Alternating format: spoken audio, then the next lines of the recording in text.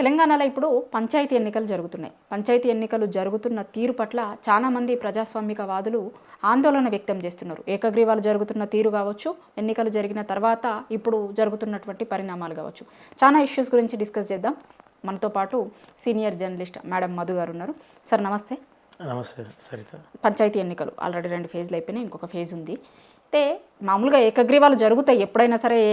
సర్పంచ్ ఎన్నికలలో మనం చాలా సందర్భాలలో ఏకగ్రీవాలు చూసినాం. కానీ ఈసారి జరుగుతున్న ఏకగ్రీవాలు కొంత అర్రాస్ పాటల్లాగా ఎవరెవరైతే పోటీ చేస్తారో వాళ్ళని ఒక దగ్గర నిల్చోబెట్టి మీరెంత ఇవ్వగలుగుతారు, మీరెంత ఇవ్వగలుగుతారు, ఒక కొత్త రకమైన కల్చర్ కనిపిస్తుంది అనే చర్చ జరుగుతుంది. మీకేమనిపించింది ఇవి చూస్తున్నప్పుడు? పంచాయతీ ఎన్నికలు అన్నట్లు గతంలో కనీవి నేర్గని రీతిలో డబ్బుల పంపిణీ జరిగింది. వేలం పాటలు డబ్బుల పంపిణీ జరిగింది. అయితే ఇక్కడ విచిత్రమైన విషయం ఏంటంటే రిమోట్ ఏరియాస్ 3 భాగాలు తీసుకోవచ్చు.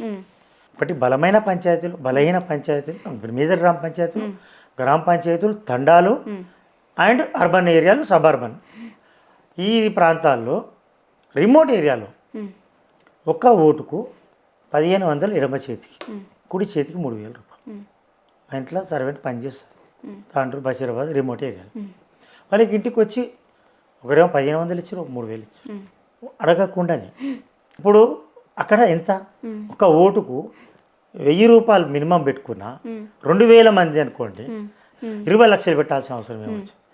అటు నుంచి మళ్ళీ టౌన్ ఏరియాకి వస్తే, టౌన్ ఏరియా చుట్టుపక్కల ఉండేవి, మున్సిపల్ చుట్టుపక్కల ఉండేవి 3000 మినిమం, 5000, 6000 మ్యాక్సిమం.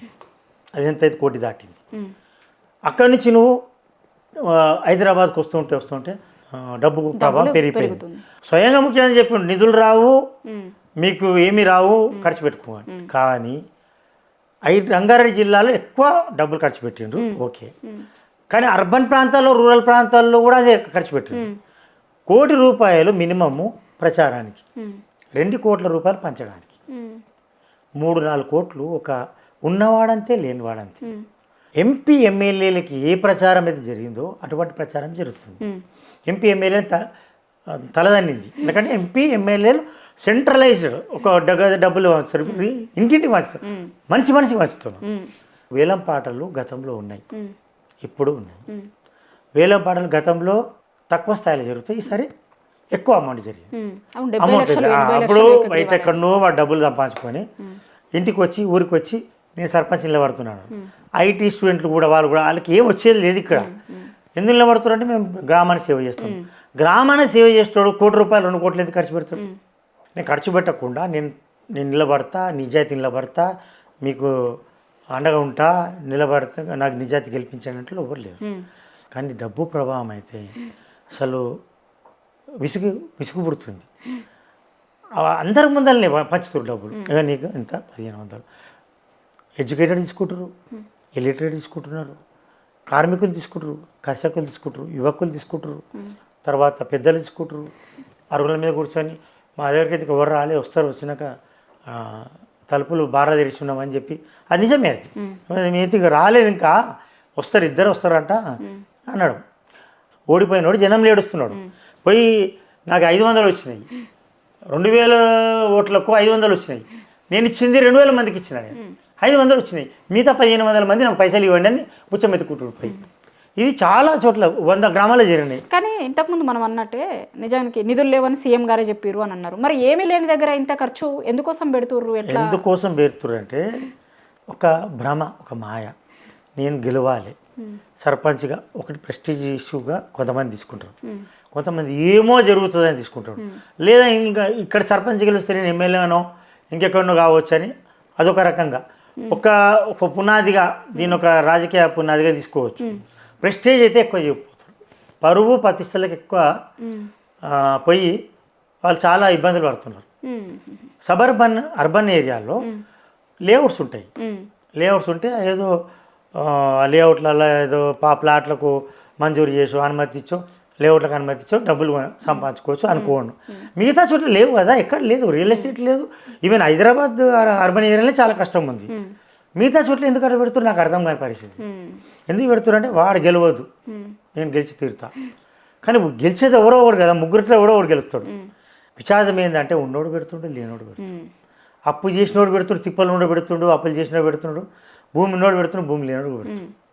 అయితే ఈ ప్రభావము ఎంపీ ఎమ్మెల్యే ఎలక్షన్ కంటే ఎక్కువ ఉంది. ఇంత ఘోరంగా నేను ఇంత క్యాండిడేట్లు కూడా అడిగినా, వాడు పెడుతుంది నేను పెట్టాలన్నా, లేకపోతే నాకు పరువు పోతుంది. పరువు పోయేది ఎవరో గెలిచేది కదా. మరి గెలిచిన తర్వాత మీరు మరి నాకు 500 ఓట్లు వచ్చినాయి మిగతా ఏమని అంటున్నారు. ఎట్లా ఓటర్లను అడిగినాం మనం, మీరు ఎట్లా న్యాయం చేస్తున్నారు? మన దగ్గర మునుగోడు ఎలక్షన్ జరిగింది. మునుగోడు ఎలక్షన్లో బీజేపీ బాగా ప్రతిష్టాత్మకంగా తీసుకుంది. అక్కడ క్యాండిడేట్లు కూడా బలమైన క్యాండిడేట్లు, బీఆర్ఎస్ అండ్ కాంగ్రెస్ ప్రభావం చూపినా అందరు డబ్బులు వచ్చి. అప్పుడు నేను మునుగోడులో అడిగిన, ఆ పార్టీ ఇచ్చింది, ఈ పార్టీ ఇచ్చింది, ఈ పార్టీ ఇచ్చింది, మీ ఇంట్లో ఎంతమంది ఉన్నారు? 6 లేదా 7 ఉన్నారు, లేదా 6 ఉన్నారు. 6 పైసలు వచ్చినాయి. లిటరేటు నాకు పైసలు వచ్చినాయి అన్నాడు, ఇల్లిటరేటు నాకు పైసలు, అందరిగా ఇంకా దానిలో ఏమిటి సిగ్గు ఏ శరము ఇప్పుడు వీళ్ళకు కూడా లేదు, పంచటం లేదు, తీసుకున్నట్లేదు, ఏ మనం లేకుండా చెప్తున్నారు. మంచిగా నిజాతిగా చెప్తున్నారు. అందరూ వాళ్ళు 10,000 ఇచ్చారు, 3,000 ఇచ్చారు, 1,500 ఎవరు ఇచ్చారు, 3,000 వచ్చారు, 6,000 ఎవరు ఇచ్చారు. మరి ఎవరికి వేస్తారు ఓటు అంటే ఇప్పుడు 6 ఉన్నారు ఇంట్లో. 1,500 ఇచ్చిన వాళ్ళు ఆయన ఒక్కడే వేస్తున్నారు. 1,500 2,000 3,000 ఇచ్చిన వాళ్ళకు 2, 4,000 ఇచ్చిన వాళ్ళకు, 6,000 ఇచ్చిన వాళ్ళకు మిగతా సభ్యులు ఇట్లా డివైడ్ చేసుకుంటారు. ఎందుకంటే రేపు పొద్దున్న వచ్చి అడుగుతారు, వాడు నేను డబ్బులు ఇచ్చినా మీ దాంట్లో ఓట్లు పడలేమంటే ధర్మంగా అమ్మతోడు దేవునితోడు నేను నీ దగ్గర పైసలు తీసుకుని నేను వేసిన అంటాడు వీడు. చాలా తెలివి మీరిండ్రు ఓటర్లు. కానీ పంచాయతీ ఎలక్షన్ ఉల్టైంది. ఇప్పుడు పంచాయతీ ఎలక్షన్లో డైరెక్ట్ మనిషి కనబడుతుంది, ఇక్కడ గడప గడప కనబడుతుంది. అరే నేను ఇచ్చింది 3,000కు, 3,000 మందికి ఇచ్చిన నేను, నాకు 500 ఇట్లు వచ్చినాయి ఓట్లు. నాకు 500 ఓట్లు అంటే 500 దండం పెడతాను మీకు, మిగతా వాళ్ళు 1,500 మంది నా డబ్బులు నాకు ఇవ్వమంటారు. వాడేమంటున్నాడు అమ్మతోడు దేవునితోడు నా పిల్లలతోడు నేను నా డబ్బులు తీసుకుని ఓట్లు వేసిన అంటారు. ఇప్పుడు ఈ తోడులు అమ్మతోడులు అందరూ మన ముఖ్యమంత్రి ఎక్కడ పోతే అక్కడ తోడు తిని ఓటు వేసుకుపించుకుంటారు మాట. ఏది ఎంపీ ఎలక్షన్లో అమ్మతోడు, అయ్యతోడు, శివంతోడు, దేవునితోడు అని ఈ తోళ్ల మీద నడుస్తుంది. అంటే ఇంకోటి డబ్బులతో పాటు ఇప్పుడు చూస్తే ఈ ఎన్నికలు జరుగుతున్నప్పుడు, ఎన్నికలు జరిగిన తర్వాత జరగడానికి ముందు మొన్న మనం నల్గొండ ఇన్సిడెంట్ చూసినాం. కోమటిరెడ్డి కాన్స్టిట్యున్సీలో కిడ్నాప్ చేసి, తర్వాత కామారెడ్డి ఇన్సిడెంట్ ని కూడా చూస్తున్నాం. వాళ్ళ హాస్పిటల్లో ఉన్నారు, ఇంటి మీదకి వచ్చి దౌర్జన్యం చేసిరని. ఇవి కూడా కొంచెం ఎక్కువ పెరిగినట్టు అనిపించట్లేదా మీకు ఇప్పుడు పంచాయతీ వైలెన్స్ గురించి ఒక విషయం చెప్పాలి. తెలంగాణ పాలిటిక్స్లో వైలెన్స్ తక్కువ, వైలేషన్స్ ఎక్కువ. అంటే మనీ వచ్చి ఉండవచ్చు, లేకపోతే ప్రలోభాలు పెట్టిండవచ్చు, లేకపోతే ఈ పని చేసి పెడతామని. అంటే గర్వంగా చెప్పగలిగితే తెలంగాణ పాలిటిక్స్లో కులం ప్రభావం ఎంత తక్కువ ఉంటుందో వైలెన్స్ ప్రభావం కూడా అంతే తక్కువ ఉంటుంది. కానీ ఈ మధ్య కాలంలో అయితే తెలంగాణ వచ్చిన తర్వాత ఇంతగా కనిపించినాయి మీకు? ఈ పంచాయతీ ఎన్నికల్లో 2-3 ఇన్సిడెంట్లు ఎక్కువ వరుసగా ఈ మధ్య కాలంలో చూస్తున్నప్పుడు అవి పెరుగుతున్నట్టు కనిపిస్తుంది కదా అనేది. పెరుగుతున్నాయి. సర్పంచ్ ఎన్నికలు పరాకాష్ట, చాలా దుర్మార్గం అనిపిస్తుంది, బాధ అనిపిస్తుంది. వాళ్ళు పైసలు పెడుతుంటే కూడా నాకు బాధ అనిపిస్తుంది. అరే ఇట్లా ఎందుకు పెడుతున్నారు? నాకు తెలుసు చాలామంది గతంలో పెట్టిన వాళ్ళంతా ఏమైనరు. పాలిటిక్స్ అంటే వాళ్ళు సంపాదించుకోవడానికి వస్తున్నారని కాదు, ప్రెస్టేజ్ కోసం కూడా వస్తున్నారు. పాలిటిక్స్లో మనము లాభపడాలని చూస్తాం. ఆస్తులు అమ్ముకొని తన అన్నీ వదులుకొని పాలిటిక్స్ చేద్దామని, ఏదో సాధిద్దామని వచ్చి పూర్తిగా బర్బాద్ అయిన వాళ్ళు, నడి రోడ్డు మీకు వచ్చిన వాళ్ళు మనం కనబడరు. వాడు ఎందుకు పెడుతుండని వాడికి తెలిసి తెలియక విచక్షణ రహితంగా డబ్బులు పెడతారు.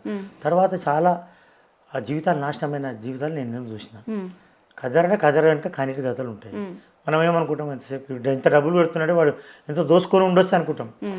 తెలివి తక్కువతనం కూడా పెడతారు. తర్వాత వాడికి ఏదో సాధిద్దామని ఏదో భ్రమలో మాయలో పెడతారు. అందరూ తప్పుడు పైసలు కావాలి, కష్టపడ్డాయి ఎక్కడో సంపాదించుకొని కూడా పెడతారు.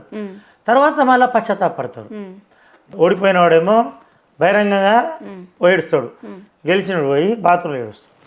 ఇదే ఎన్నికలలో కూడా ఇదే వర్తిస్తుంది. ఈ డబ్బు ప్రభావం ఎట్లా తగ్గించాలి అనే దాని మీద సమాలోచన జరపాలి అన్ని పార్టీలు. సివిక్ బాడీ, సివిక్ సొసైటీ, పౌర సమాజం దీనిలో మేల్కొనాలి. దీన్ని మరింత విస్తృతంగా ప్రచారం చేయాలి. ఏదో 2-3 ఆర్గనైజేషన్లు చేస్తున్నాయి కానీ ఎలక్షన్లు వచ్చే వరకు అంతా డీలా పడిపోతారు, ఏం చేయలేమన్న పరిస్థితి. కానీ డబ్బు ప్రభావం తగ్గించగలిగితే Telangana politics is best politics for నమూనా పాలిటిక్స్. ఈవెన్ తమిళనాడు డబ్బు ప్రభావం ఉంది, కర్ణాటకలో ఉంది, మిగతా ప్రాంతాలతో పోలిస్తే అక్కడ కూడా వైలెన్స్ ఉందని అంటలే, వైలెన్స్ తగ్గుతూ వస్తుంది, వైలేషన్స్ పెరుగుతున్నాయి లేదా ప్రలోభాలు పెరుగుతున్నాయి, డబ్బు ప్రభావము అనొచ్చు, ధన ప్రభావము, లేకపోతే ఇవన్నీ మభ్య పెట్టడం, మాయ చేయడం పెరుగుతున్నాయి. వైలెన్స్ మీరు అన్నట్టు నా దృష్టిలో అయితే తెలంగాణ పాలిటిక్స్ వరకు అయితే బెస్ట్ పాలిటిక్స్. కానీ సర్పంచులైనా ఎవరైనా ఇప్పటికైనా మేల్కోవాలి, డబ్బులు రావు, రాను పాలిటిక్స్లో డబ్బులు రావు, ఇవన్నీ ఉట్టి మాటలన్నీ. ఎవరో ఒకరు బరి తెగించిన వాళ్ళు డబ్బులు సంపాదిస్తారు తప్ప మంచిగా ఉన్నోళ్ళు. ఇప్పుడు కార్పొరేటర్లో కూడా నేను మహిళా కార్పొరేటర్లు కావచ్చు, ఎవరైనా కావచ్చు, మంచి చీర కట్టుకొని వెళ్ళాలంటే కూడా కన్నీళ్ళు వచ్చే పరిస్థితి ఉంది. ఇప్పుడు హైదరాబాద్ కార్పొరేషన్లో కూడా నాకు తెలుసు కార్పొరేటర్లు, కన్నీళ్ళతో ఉన్న కార్పొరేటర్లు కూడా నేను చూపెడతాను. వాళ్ళు పెట్టిన డబ్బులు వెళ్ళాక అసలు ఎవరితోని పోక పరువుగా బతుకుంటూ dignity and decency decorum maintain చేసుకుంటా ఇబ్బందులు పడుతున్న రాజకీయ నాయకులు ఎంతోమంది. వాళ్ళు మనకు కనబడరు. బరి తెగించినోడు, డబ్బులు సంపాదించినోడు, లూట్ మారి చేసినోడు మనకు కనబడుతుంటారు. ఆ 10 మందే మనకు అది. కాబట్టి తెలంగాణ పాలిటిక్స్ ఈజ్ బెస్ట్. సర్పంచ్లు అత్యాశకు పోతున్నారా లేదు, తర్వాత అతిగా ఖర్చు పెడుతున్నారు, అది ఇక అయిపోయింది. ఇక మనం ఏం చేతులు ఏం లేదు. ముందే వాళ్ళని మేలుకొల్పాల్సిన పరిస్థితి.